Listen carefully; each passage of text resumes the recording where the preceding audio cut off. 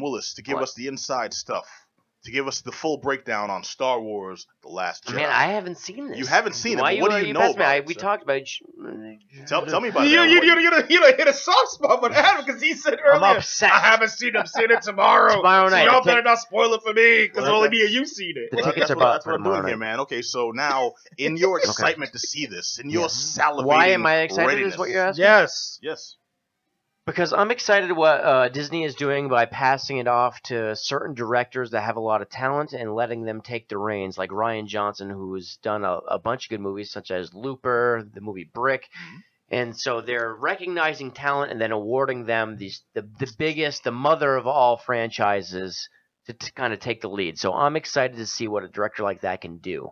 Yeah, right. And so this is my excitement going in. Like I said, I have not seen it. I will see it tomorrow night. So I will kick it over to you, who's actually witnessed the movie. Yes, indeed. Me But and I the- am and the really fellow excited. priest. I know this is the And me. longest movie in the whole and just Johnny. franchise.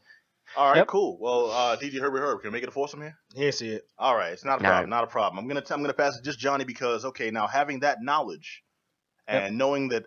Knowing what Adam is prepared for, which a lot of people were, that was the interpretation going in. This is new directors. This is the younger cast being more present, and But my thing is is yes, what I loved about the original franchise. Most of the actors and most of the characters, they're kind of gone now. So it's like we're really kicking it over 100% to a new generation, not just of fans but of characters. And Yes, we so are. it's just like how to the old fans actually adapt. You know what I mean? Are they going to be the cynical type I don't know, it wasn't my movie growing up? Of course they're going There to be. is That's going the- to be that, but it's just precedent like for this, right? Because the first, episode 1, 2, and 3, it's a clean slate aside from Yoda.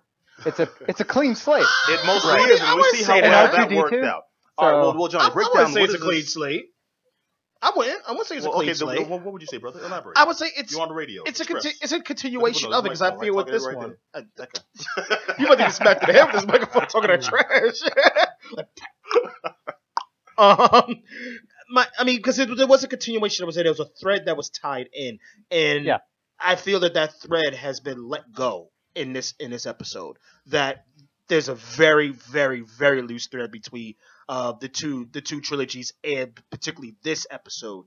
I think the thread was intact for episode 7, but for this one, Yep. I think the thread just been let go. That- So that- I mean, and that's my only issue with this is that if you're looking for continuity, you might not see it. But if you take it for what it is, I liked it for what it is. But to have that continuity, that's what I'm missing, and that's my only criticism of it. But is that it leaves holes for it because there's no that connection to the two Big. trilogies. Big holes. I mean, Yeah. it seems All like right, well, hold on. Before we get in there, I hear that negative twang in your voice. Oh, man. Before we get why don't you there, explain we're it to talking us a little bit of the Yeah, what's we're going talking on. about Star Wars: The Mhm, Last Jedi. Now, this is Chapter 8 in the full 9-chapter series of Star Wars, originally written by George Lucas.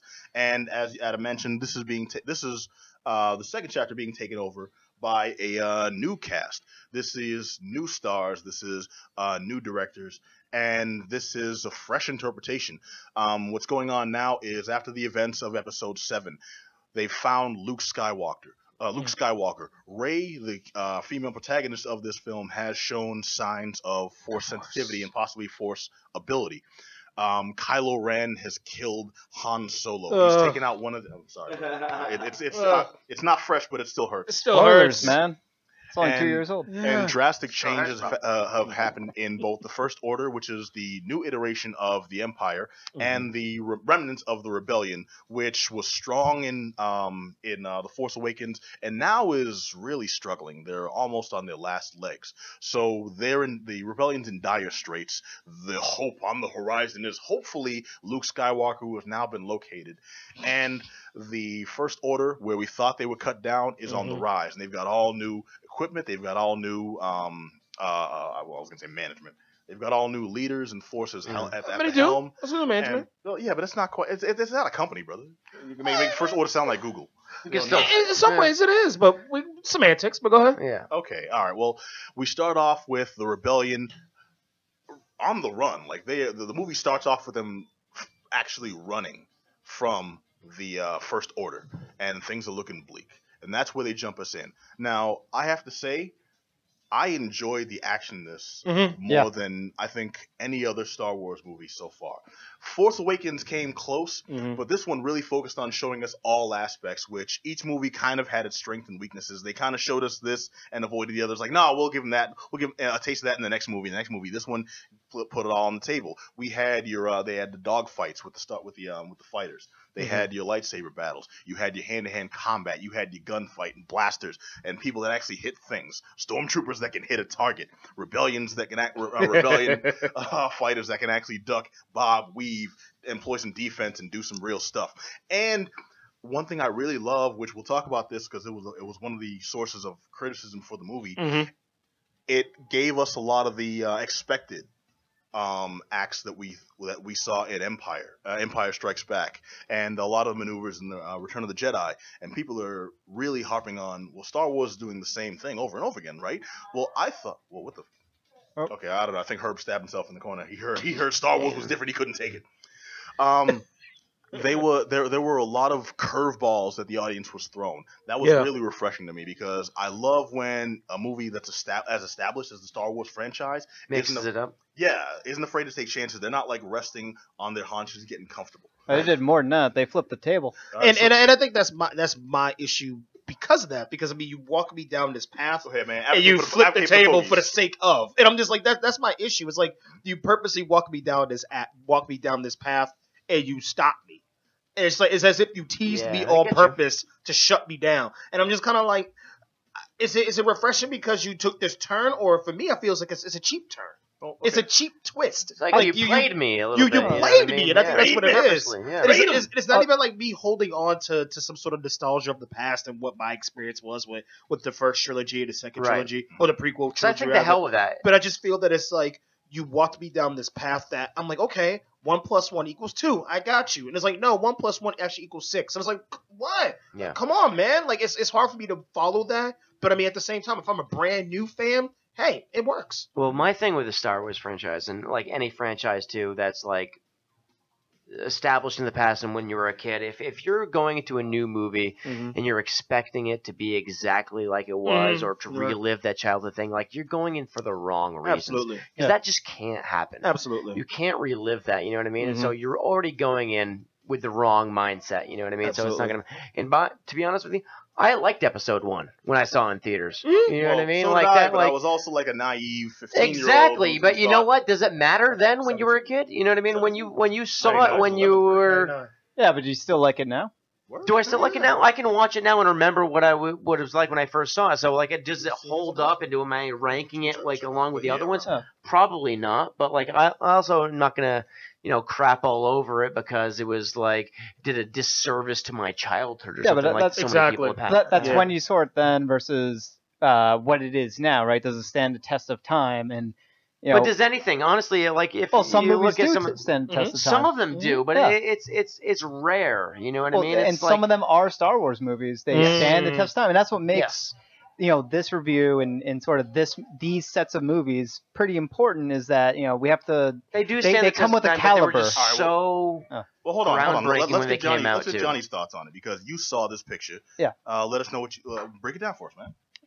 So they flipped the table. I don't think that's a bad thing. I actually like the fact that they basically pull a 180. They, what they did, a lot of opposite things of what they did in The Force Awakens, where they're sort of playing towards nostalgia. They sort of almost in a little bit of a offensive kind of way. They took that nostalgia and they sort of you mean offensive offensive like they went on the attack, not offensive like they sort of it like felt, they said your mama. Yeah, well, it felt like they were a little bit. They took the offense against the fanboys of 30 plus years and whatnot against them. But once again, I didn't care. I'm a fanboy. I really enjoy the Star Wars franchise. I've played tons of games. I've watched all the movies multiple times. All that good stuff. And I was okay with that. With what they're doing. A little bit aggressive with what they did, but that's not my problem. My problem is with the writing and with the plot. Yeah. And because of the decisions that they did with the plot, it made very key characters do stupid things. It was bad, sloppy writing that felt like it was Hollywood taking control and doing the safe sort of dramatic thing for the instantaneous effect and not thinking about the long-term repercussions of how that's going to affect a story that's very long-term and takes those considerations. Saying that for a company that owns Marvel, who's actually played the long run really well with other projects. Hold on, pause real quick. Adam, watch it in the microphone, man, because that comes through in the recording. Dude, I just want to say I understand everything you're saying, but I think everything that you just said sucks. I thought was brilliant because I noticed this, and let's talk about the characters for a second. Each of the characters had legitimate progression, and I think the writing showed that they're not the same ones that we just took for face value in the previous movie. In Force Awakens, we saw Poe as essentially the next Han Solo. This dude, he's like the charismatic, kind of slick rebel. And in this picture, he makes mistakes. And not just mistakes, he makes mistakes with severe consequences. Right. And I thought that was a new dimension for his character that we really his had character or the character of the Han. Well, his character specifically, because we also see a difference between what Han would do and what Poe would do in this. I have no problem with how they handled Poe's character. I thought it was great. I have no problem with all of the main characters. My problems are with Leia's character, with Commander Holdo, I believe her name is, the one with the purplish lavender hair. Her name is Hodor.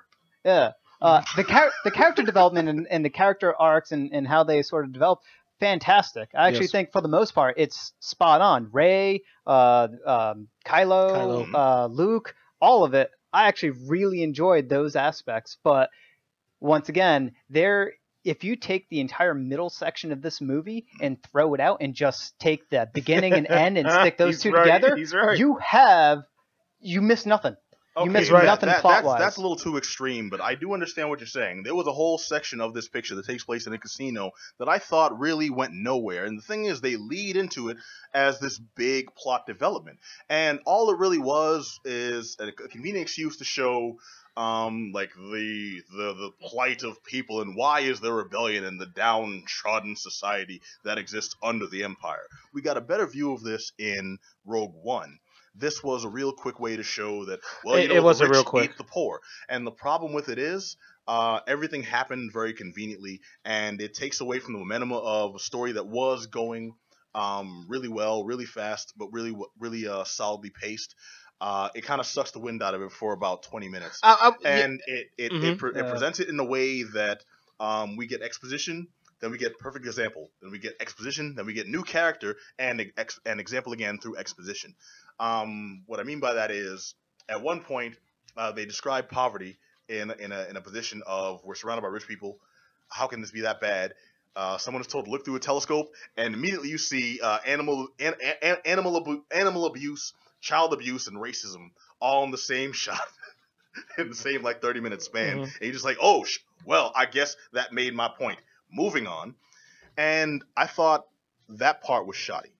That part's the one that really struck out to me as, you know what, they had an idea and they just needed to fill a few minutes to get from point A to point D. I think you're being real generous. I would say that, and I'm not even going to describe the following scene after. That and the following scene after, I felt all that was just a waste. It did nothing to further push the plot at all. I mean, there was a fight sequence that happened, which fans really wanted that fight sequence to happen because, I mean, you saw Force Awakens, you wanted that fight scene to happen. But I felt that casino scene, the scene that happened right after that entire piece happened right after it, was all a complete waste that led up to the final fight. The final fight on the ship, if you will. That's it. Other than that, I felt that whole 45-minute chunk was just a waste for the plot. But that being said, I was still trying to go see this movie because it's still a great movie. But if you're looking for continuity, you're looking for a story that's told very fluidly, this ain't it. But if you're just like, hey, I want to see some lightsabers, I want to see some people scrapping, I want to see Rey do her thing, I want to see Finn, I want to see all the people I fell in love with back in Force Awakens, you need to go see this because I'm going to go see it again. Even though I still have a problem with the issues of the writing, because I think Johnny's 100% right. The writing was shoddy. And it's one of those, I can't wait for J.J. Abrams to get his hands back on this one. I'm really gonna be interested to see how does he handle this, because I mean he did Force Awakens and now he's gonna do Episode 9. This middle piece has nothing to do with him, so it kind of undid some of the things that was in Force Awakens. How's he gonna now try to not revert it back, but how's he gonna turn it into something else that ends on a note that's gonna expect? How did J.J. Abrams get here, by the way? J.J. Abrams cut his teeth on television. So no, I get it, but how did he get here? He's not there. I think he's. As in getting the keys to all the franchises. How did he get the job? I love his work. I think he's got a style. See, I don't, but so how did he get? I think nerd culture trusts him. I sit with a couple of buddies of mine. Like he has his hands to the keys of the two pillars of sci-fi. But how did he get it? Of Star Trek and Star Wars. He didn't do so bad. But how did he get the first one? You know what I mean? Like he got the first one from being J.J. Abrams, who somebody trusts with doing like legit TV. What was the legit TV? I'll say epic level. And when you work in lens flares as a stylistic thing. Stealing Spielberg got him there. Do you think he stole? How do you think he stole Spielberg? By doing all the tropes that Spielberg has in his movies, like what's that? Safe? What's the movie with the alien that Cloverfield? No, the Battlefield Earth. Yes, that one. Yeah, Travolta popped out. But stealing his style, but just doing it a little bit weaker. You know what I mean? Okay, doing so your problem family is with Super. Thing. You didn't like Super. I didn't like that. Yeah, it's just right. it's and, just taking. Super 8. I mean, I think Super he 8. builds up his movies better than anybody I've ever seen. Honestly, like he'll drop a little hint, and all of a sudden you're excited about it like that. Well, I can see that, but he's builds not and builds untalented. and builds. He's not untalented, but he's completely average. Yeah. All right. Well, I can't agree. wait for him to get back on this too, but that's because I want to see where he'll take the story. I really like the presentation. I really like this chapter, and I really like it for a lot of the reasons that a lot of people are complaining.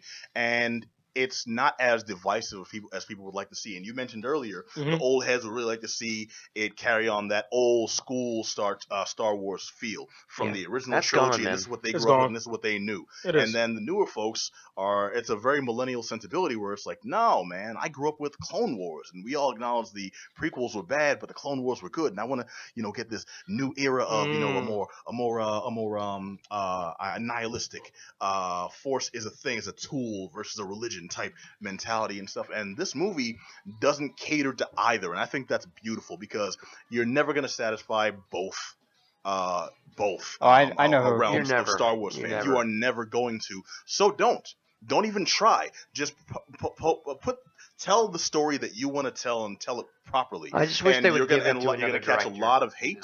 You're going to catch a lot of anger, but people are still going to see it, and then they're going to find the good in that. And it's not finding the good in the bad, it's finding the good in what's not their ideal. Okay, this is not giving them fan fiction. This is giving them a good movie. I recommend this highly, and I recommend it as a movie that you're probably going to have your own inklings going in because it's part of a long franchise. You're never going to please every Star Trek fan, every Doctor Who fan, every Game of Thrones fan, and just like that, every Star Wars fan is never going to be completely happy. But you know what? Tell them to suck it. It's a good movie. Episode 8, Star Wars The Last Jedi. I highly recommend it. And I got to know, around the room, what'd y'all think of Luke? Luke was great. Loved it. All right, I'm out. All right. Luke was good. I mean, I thought Luke was good. I loved it. They portrayed Luke as a... he wasn't happy with it, though. Hamill wasn't happy with it at first. No, he was not. He's still not happy with several parts of it, including the portrayal of Carrie Fisher as Princess Leia, the way they handled the character in this particular chapter, and he voiced his negative opinions. But I think that's because he's close to the actress and close to the character, so he's not really inclined to see different things done with them. The movie throws you curves, as I mentioned, and a lot of them are with what we would have expected from Carrie Fisher. It's not like she goes over the dark side or anything. That's not a spoiler. It's just a thing that's, that's what it is. It ain't gonna happen. Yep. But it gave a lot of credence to the, the ire that audience are having, saying that this is different. This is new. They didn't do this thing that I wanted. And I think that's beautiful. There's a lot of advancement in Kylo Ren's character. You really see his struggle come through. It's not just like, well, we heard about him. You heard about him being a dick, so I guess we just take it at face value. No, we see where he came from, why he is the way he is, and we have a solid idea of where he's going to go. We see Rey's travel and exploration of the Force, which is amazing. We get new ideas about the Force. I almost said something that would have been a spoiler. I'm not going to. Don't. I will say, though, that the effects in this were amazing. Yeah. This movie looked beautiful, and there was a lot of care taken in not just the visual effects and the presentation. I mean, I'm not lasers and lightsabers and stuff, but also characters. We get new wildlife. We get new characters involved in the story, like, people characters, but also they're the porgs and the crystal wolves, like animal life. Mm-hmm. And the way they handled this was they did half puppeteering, half CG. They combined them. They were like minions. A little bit, and I thought that it made them look very real, very believable. It didn't take me out of the story when I'm watching. Okay, there's Mark Hamill and there's Carrie Fisher, and now here's some guy in a CG suit, in a green suit. It wasn't anything like that. So I was blown away because I expected to be on either side of that. It's either for the new millennial fans or it's for the old heads. And no, we got character progression. We got a story that exists as a story in itself, not catering to either faction of fan.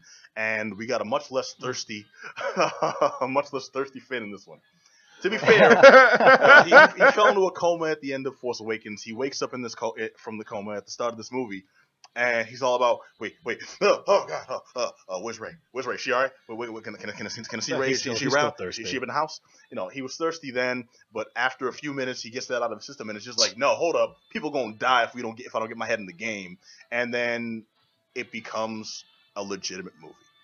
I wasn't satisfied with everything. There was one scene with him that I thought was really shortchanged, but a lot of the rest of it was beautiful cinema. That's what I'm going to say about it. That's the last thing I'll say about it. It was Star Wars, The Last Jedi. I give it a thumbs up. JM? Already gave it a thumbs up. All right. Thumbs down. It's a protest vote. It's thumbs down. I do not like the plot and how it was written. It was it's the agenda of Disney, and their goal for this movie. All right, just Johnny dragging it out, but I'm going to kick it over just to Black Adam, who's got to go. All right. Have we changed your mind? Are you still excited to see it? You better go see it. It doesn't matter what anybody says. Obviously, I'm going to see it. That's right. He's going to see it. Herb, you going to go see it? Johnny's vote for the negative. You'll definitely be entertained. I'm not going to pay for it. All right. You'll definitely be entertained, but I mean, it's Disney. This is Disney's time to sort of say there is going to be way more Star Wars in the future.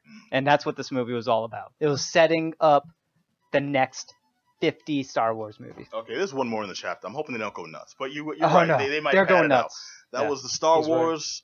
That was Star Wars: The Last Jedi. Check it out. It got 2 of our 3 recommendations. All right, and this has been the Geek Down here on WEMF Radio. I want to thank you all for joining us. You can catch us every Monday night right here on